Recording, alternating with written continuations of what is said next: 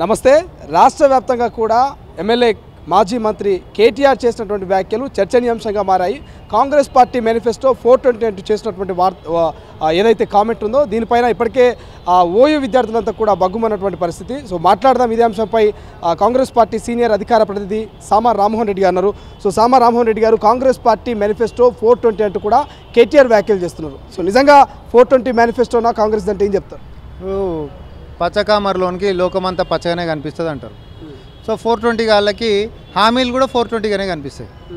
ఇప్పుడు ప్రతి గల్లీలో కూడా సమస్యలు ఉంటాయి. సమస్యల యొక్క పరిష్కారం కోసం ఆయా స్థానాల్లో లోకల్ బాడీ ఉంటే లోకల్ బాడీ, పైకి వస్తే కార్పొరేషన్ ఉంటే కార్పొరేషన్లకి, లేకపోతే మండలాలు ఉంటే మండలాలకి, జిల్లాల స్థాయిలో ఉంటే జిల్లాలలో, లేకపోతే రాష్ట్ర స్థాయిలో ఉంటే రాష్ట్ర స్థాయిలో ఆయా పాలనా వర్గాలు అనేటటువంటివి ఏడ సమస్యలు ఉంటారో జరుపుకుంటూ పోతారు. కాంగ్రెస్ పార్టీ ఇచ్చినటువంటి హామీల్లో ఈరోజు తెలంగాణలో 1,00,000 సమస్యలు ఉన్నాయి. ఇప్పుడు నీకు ఫలానా ఒక బస్ ట్రాన్స్పోర్టేషన్ కావాలనుకో, అదొక సమస్య ఒక కాలనీకి లేదనుకుందాం, సమస్య తీర్చడం కూడా ఒకటే కదా, అది హామీ అనే అంటాం కదా. నేను అంటుంది ఏంటిది అంటే ఏదైనా చెప్పింది చేయలేదు అనేటటువంటి అంశం వచ్చినప్పుడు ఒకటైతే మరి ప్రపంచంలోనే మీకంటే 420 గాలు ఓడలేడు కదా. 2014 తీసుకున్నా, 2018 తీసుకున్నా, మూసిని ప్రక్షాళన చేసి ఊటతో ఇట్లా తాగేటట్టు చేస్తామన్నాడు. ఒకసారి తాగరాదు పోయి అయిపోతుంది కదా. 10 ఏళ్ళు అయిపోయింది, నువ్వు మాట మీద నిలబడి నువ్వు 420 కానీ కాగు గిట్ట అంటే పోయి తాగు అయిపోతుంది కదా. ఓకే, ఇంకోసారి నోరు తెరవకుంటున్నాను అవుతావు. ఇవన్నీ ఏంటిది అని అంటే మొన్ననే నెల రోజుల కంటే ముంగట వీళ్ళ యొక్క పరిపాలన నచ్చకనే వీళ్ళని ఇంటికి పంపించారు. వీళ్ళ యొక్క నైజం మార్చుకోవాలి అనేటటువంటి ఒక దాంతోటే కదా. కానీ మార్చుకోకుండా కాంగ్రెస్ పార్టీ ఇచ్చినటువంటి హామీలు సంవత్సరంలో ఇస్తామనేటటువంటి కొల్లుల్ని కూడా ఇప్పుడే చెప్పి తర్వాత మేనిఫెస్టోలు ఇవన్నీ చేసేటటువంటి ప్రయత్నాలు కాంగ్రెస్ పార్టీ చేస్తామనేటివన్నీ 420 అనేటటువంటి అనే దాంట్లో వారి యొక్క కుటిల బుద్ధి తప్ప ఇంకోటి ఏమైనా కనిపిస్తుందా నేను అడుగుతున్నాను. ప్రజలు కాంగ్రెస్ పార్టీని గమనిస్తున్నారు, ఖచ్చితంగా బుద్ధి చెప్తారు అనేది కేటీఆర్ వ్యాఖ్యలు. సో ఏం చెప్తారు? ఆల్రెడీ మీకు చెప్పారు కదా, వాళ్ళు మమ్మల్ని కూడా గమనిస్తారు, మేమేం కాదనట్లేదే. ప్రజలు మమ్మల్ని కూడా గమనించరు కాబట్టే పట్టం కట్టినరు. నిన్ను కూడా గమనించిండ్రు కాబట్టి నేను చెట్టు కట్టేసినంత పనిచేసినారు. ఆయన నువ్వేందంటే ఇట్లా ఇట్లా అనుకొని ఇచ్చుకొని ఆయన కూడా నోరు అవుతలే, నెక్స్ట్ నోటికి స్టేప్లర్ వేస్తారు ప్రజాస్వామ్యబద్ధంగానే. ఎందుకనంటే అందులో అది నోరు లెక్క మాట్లాడుతాడు, మోరు లెక్క మాట్లాడుతుంది కాబట్టి. ఎందుకంటే మీరు గతంలో చేసినటువంటి పరిపాలన మొత్తం కూడా ప్రజల్లో 10 సంవత్సరాలు 9.5 సంవత్సరాలు పంది కొక్కులు లెక్క వేసిండ్రు, పంది కొక్కు లెక్కనే వేసారు. ఆఖరికి పసిపిల్లల మధ్యాహ్న భోజనం బుక్కల కాడికి దోసుకు తిన్నటువంటి దొంగలు 420 గాలు ఇచ్చిన మాట మీద ఏ రోజు నిలబడలేనటువంటి అంశాలు. ఒక ఉదాహరణ చెప్తే మరి ఇచ్చిన మాట మీద నిలబడది ఉంటే మీరే ఎప్పుడు 420 ఎవరైతారు? 420 ఎవరైతే మీరు చెప్పాలి. ఎరువులు అనేటటువంటి మీకు ఇయనికనే పుట్టినట్టున్నా ఇక ఎరువులు ఇప్పటిసంది ఫ్రీ, ఎన్ని లక్షలు అవుతాయో కానీ లక్షలకు సంబంధించి ఇప్పటి నుంచి మీకు వస్తాయన్నారు. ఇమీడియట్గా పాలాభిషేకాలు చేశారు, తర్వాత వచ్చినాయా? మరి మీరు చెప్పురు 420 ఎవరో. అట్లా నేను 1,00,000 చెప్తేగా ఇక రోజుకొక 420 కథనే, రోజు 420 కథనే నడిచింది తప్ప పరిపాలన ఏడా నడిచింది? కొలువులు ఇస్తామన్నారు, ఇచ్చిండ్రా? విద్యాలయాలు కడతామన్నారు, కట్టినరా? కనీసం ఒక సంక్షేమాలు ఉనుకని అందరికి అందినటువంటి పరిస్థితి ఉండేనా? ఆఖరికి అధికారుల పరిపాలన క్షేత్రస్థాయిలోకి వచ్చినటువంటి ఏ రోజైనా మనం చూసినామా? కానీ ఇప్పుడు కాంగ్రెస్ పార్టీ కూడా హామీలు ఇచ్చింది, 2 లక్షల రుణమాఫీ అన్నది, రైతు బంధు అన్నది. సో ఎందుకు అధికారంలోకి వచ్చి 20-25 రోజులు అయినా కూడా ఎందుకు ఇంతవరకు వాటిని వేయలేని పరిస్థితి, వాటిని రుణమాఫీ చేయలేని పరిస్థితి ఏంటంటూ వాళ్ళు కామెంట్ చేస్తారు. ఏం చెప్తారు? ఫస్ట్ పాయింట్ గుర్తుపెట్టుకోవాల్సింది ఏంటంటే 6 గ్యారంటీలని మేము వచ్చినటువంటి 100 రోజుల్లో నెరవేరుస్తాం అని అన్నామా లేదా? ఎన్ని రోజులైంది కదా? 100 రోజులు కాలే కదా. ఆ చదువుకొని అనుకోయి చెప్పురి, చదువుకున్నట్టు డ్రామాలు చేసే డ్రామారావుకి చెప్పురి. తెలివి ఉన్నోడు అయితే అంటే ఇవన్నీ చదువుకున్నా ఏంటంటే కపట బుద్ధి కదా. ఈ చదువును అనేటటువంటిది ఏంటంటే వనరులను కొల్లగొట్టి స్వార్థం కోసం సంపాదించుకొని ప్రజల్ని మోసం చేయడానికి వాడేటోడు ఒకడు ఉంటాడు. చదువుకున్న వాళ్ళు 2 రకాలు ఉంటారు. నిస్వార్థంగా ప్రజల కోసం సేవ చేసేటోడు ఒకడు ఉంటాడు. ఆ చదువుని మొత్తం నా స్వార్థం కోసమే అనేటటువంటి అంశంతో వాడుకుంటా ప్రజల్ని మోసం చేసేటోడు ఇంకోటి ఉంటాడు. నేను మిమ్మల్ని అడుగుతా ఉన్నా, 100 రోజులు కాకంటే ముంగండే కాలుగాలిన కోతుల్లోకి ఎగురుతున్నటువంటి మీరు అసలు ఇచ్చినటువంటి హామీ 2014-10 సంవత్సరాల తర్వాత కూడా నువ్వు చేయలేనటువంటి పరిస్థితి ఉండే కదా. మీరు జవాబు చెప్పారు, మేము చెప్తాం కానీ మేము ప్రజలకు చెప్తాం జవాబులు. 420 గాలకు మేము ఎందుకు చెప్పాలి? మేము జనాలకు చెప్తున్నాము. కాంగ్రెస్ పార్టీకి కౌంట్ డౌన్ స్టార్ట్ అయింది అనేది కేటీఆర్ మాటలు. సో నిజంగా కౌంట్ డౌన్ స్టార్ట్ అయిందా? అది మాకన్నాడా వాళ్ళ గురించి అన్నాడు. పార్లమెంట్ ఎన్నికల కల్లా అలా పార్టీ అనేది ఉనికే లేకుండా పోతుంది. టీఆర్ఎస్ను బీఆర్ఎస్గా మార్చారు కదా, ఉనికేంది జాతీయ స్థాయిలో తీసుకుపోతారు కదా పార్టీని. బీఆర్ఎస్ అనేటటువంటిది ఇక రానున్నటువంటి కాలంలో ఇన్ని రోజులు అధికారంలో వస్తున్నాం అనేటటువంటి ఒక కలర్ సినిమా చూపించిండ్రు. కానీ ఇప్పుడు జనాలకు తేటతెల్లం అయిపోయింది. వాళ్ళు రానున్నటువంటి ఎన్నికల కలనే వాళ్ళు ఎక్కడ కనుమరుగు అయిపోయేటటువంటి పరిస్థితి వస్తుంది.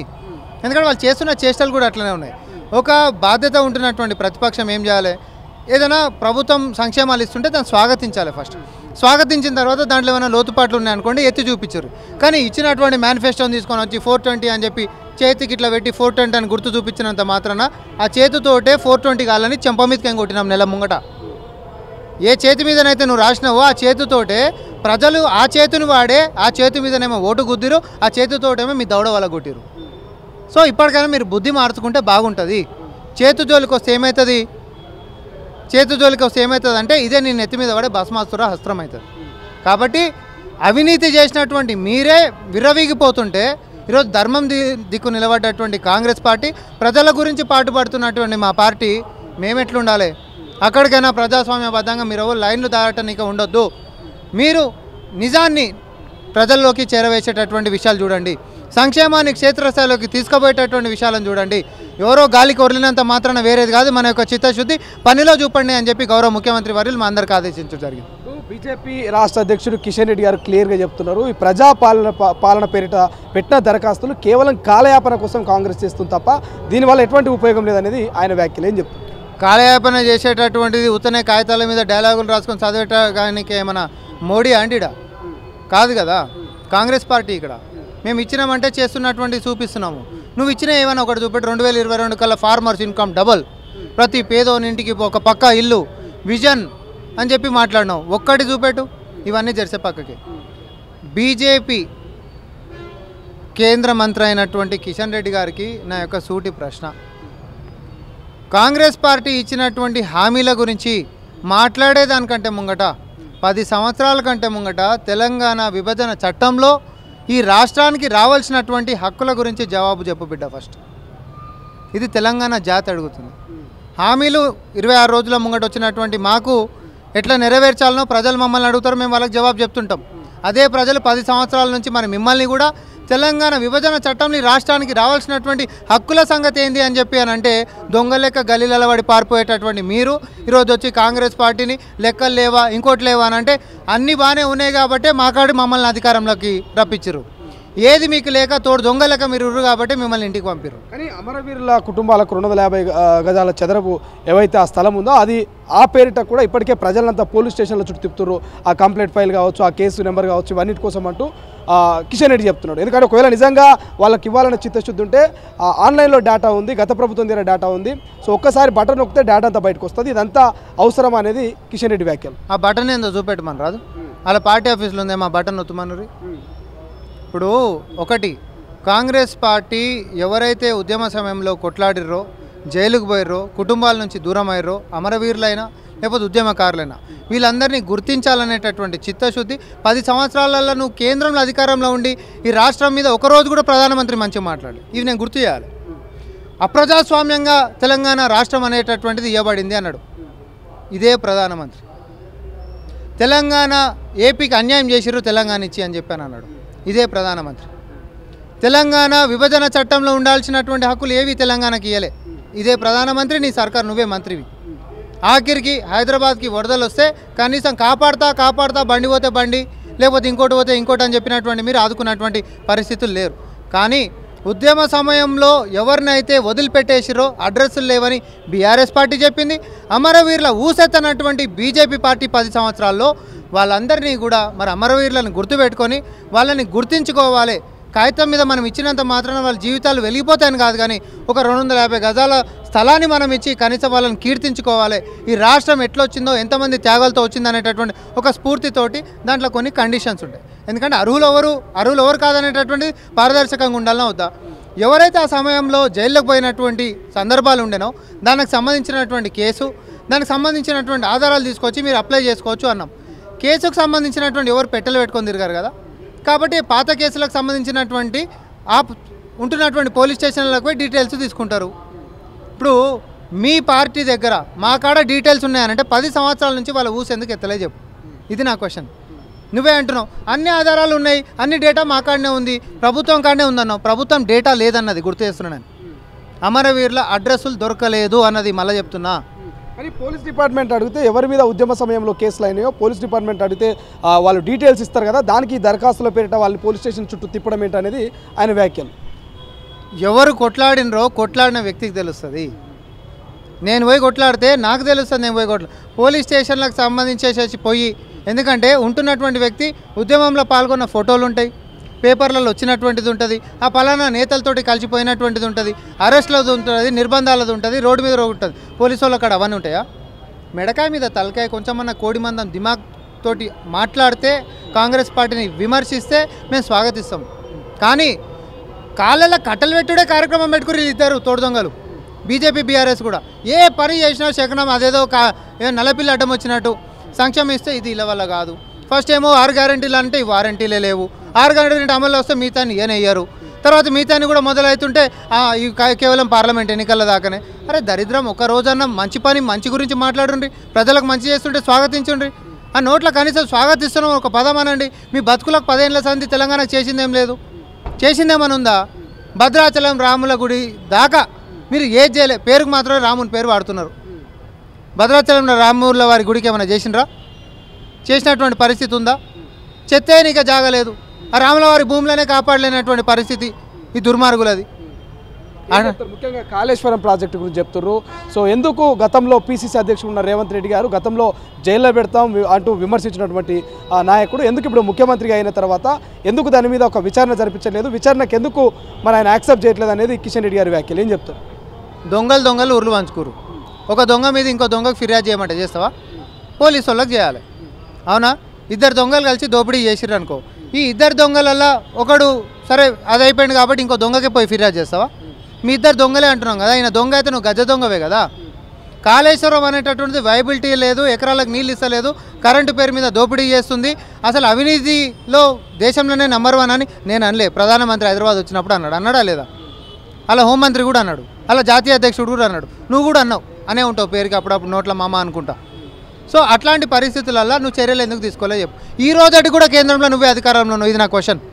కేంద్రంలో నువ్వే అధికారం ఉన్నావు, ఆధారాలు ఉన్నాయి మాకాడని చెప్పి మాట్లాడిరు, చర్యలు తీసుకో.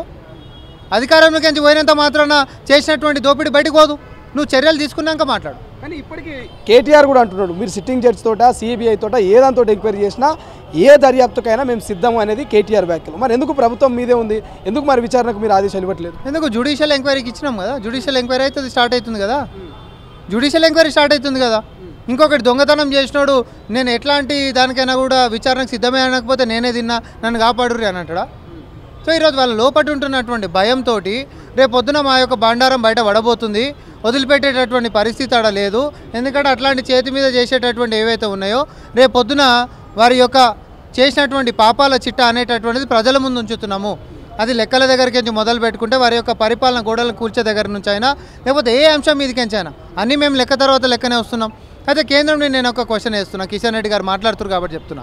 కిషన్ రెడ్డి గారు, మీరు నిజంగానే కాళేశ్వరం అనేటటువంటిది వైబుల్ కాదు, మీరు కూడా చర్యలు తీసుకోవాలని చెప్పి ఎన్నోసార్లు అన్నప్పుడు అట్లాంటప్పుడు ఎక్స్ట్రా టీఎంసీకి పర్మిషన్ ఎందుకు ఇచ్చినావు చెప్పు? కేంద్రమే వేయాల్సింది, ఎందుకు ఇచ్చినావు చెప్పు? ఆల్రెడీ దొంగతనం జరుగుతుంది, దోపిడీ జరుగుతుంది, ఇల్లంతా కొల్లగొట్టిరు అంటే ఇంకో ఇంటి తాళాలు ఎందుకు ఇచ్చినావు? ఎందుకు ఇచ్చారు? ఇది ఒక్కటి చెప్పు, జవాబు చెప్పరు. బీజేపీలు చెప్పాలి, ఇది చెప్పినాక గలీలలో తిరుగురు. మా హామీల గురించి అడిగేదానికంటే ముంగట తెలంగాణ హక్కులు విభజన చట్టంలో మీరు ఎందుకు చేయలేదో ఆ జవాబులు చెప్పినాక గలీలకు రావాలి. ఫైనల్గా ఏం చెప్తారు? సోనియా గాంధీ గారిని తెలంగాణ ఎంపీ అభ్యర్థిగా తెలంగాణ నుంచి పోటీ చేయించబోతున్నారని ఒక వార్త వస్తున్నది, వాస్తవం ఎంత ఉంది? సంతోషం కదా.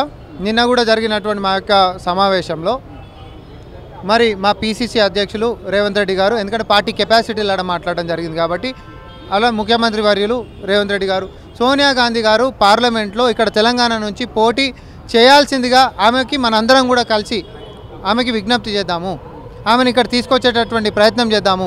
దాని గురించి కొత్తగా నియమితులైనటువంటి ఇన్ఛార్జ్ గారికి కూడా మరి కోరడం జరిగింది. ఎందుకంటే తెలంగాణని ఇచ్చి సాకారం చేసినటువంటి ఆ యొక్క వనితకి మరి గౌరవం ఇచ్చుకునేటటువంటి ఒక కర్టసీ లెక్క మనం వీడికి తీసుకొచ్చుకొని గెలిపించుకుంటే కనీసం ఏదో చిన్న చితిగా ఒక కర్టసీ కాల్ లెక్క ఉంటుంది. మన దిక్కుకెంచి ఒక కృతజ్ఞత భావం తెలంగాణ జాతి నుంచి చూపించినట్టుంటుంది అనేటటువంటి దాంతో మేము 100% స్వాగతిస్తున్నాం. ఆమె ఇంకా నిర్ణయాలు లేకపోతే ఏమైనా సెంటిమెంట్ క్రియేట్ చేద్దాం, తెలంగాణ ఇచ్చిన తల్లి సోనియా కాబట్టి అలా సెంటిమెంట్ క్రియేట్ చేసి పార్లమెంట్ ఎన్నికల్లో మెజారిటీ ఆఫ్ సీట్ల కోసం ఏమైనా ప్లాన్ చేస్తున్నారు కాంగ్రెస్? సెంటిమెంట్ ఏముంది, అది నిజమేగా అని అబద్ధం ఉందా? తెలంగాణ ఇచ్చిన తల్లి సోనియా గాంధీ గారే కదా. కాకపోతే వచ్చినటువంటి తెలంగాణలో తెలంగాణ సెంటిమెంట్ వాడి పరిపాలన 9.5 సంవత్సరాలు చేసిన వాళ్ళు తెలంగాణ వనరులను మొత్తం కొల్లగొట్టి ఆకాంక్షలు మాత్రం నెరవేర్చలేదు. సో ప్రజలు నమ్మి ఎవరైతే తెలంగాణ ఇచ్చిర్రో, ఎవరైతే మన ఇంట్రెస్ట్లు బాగుండాలనుకున్నారో వాళ్ళకి అవకాశం ఇద్దామని రాష్ట్రంలో ప్రభుత్వాన్ని ఏర్పాటు చేశారు. మమ్మల్ని భుజాల మీద ఎత్తుకున్నారు. ఆ బాధ్యతతోటే మేము కూడా పనిచేస్తూ ఉన్నాం. పార్లమెంట్లో కూడా బ్రహ్మాండంగా అంతకంటే ఎక్కువ మెజారిటీ తోటి ఒక పక్క బీఆర్ఎస్ పార్టీని బీజేపీని భూస్థాపితం చేసుకుంటే కాంగ్రెస్ పార్టీ పార్లమెంట్లో విజయకేతనం ఎగరేయబోతుంది. ఎందుకంటే చేస్తున్నటువంటి చిత్తశుద్ధి ఇవన్నీ ఉత్తుతగానే చేస్తుర్రు అని ఉత్తుత మాటలు మాట్లాడినంత మాత్రాన కేంద్ర మంత్రి హోదాలో ఉండి, లేకపోతే మాజీ మంత్రులం అనేటటువంటి హోదా మర్చిపోయి మున్సిపల్ వాటర్ బయటికి డ్రైనేజ్లకి వస్తున్నట్టు మాట్లాడేటటువంటి మాటలు ప్రజలు గమనిస్తున్నారు. ఏ సర్కార్కైనా 6 నెలలు అనేటటువంటిది ట్రాన్సిషన్ టైం అంటాం.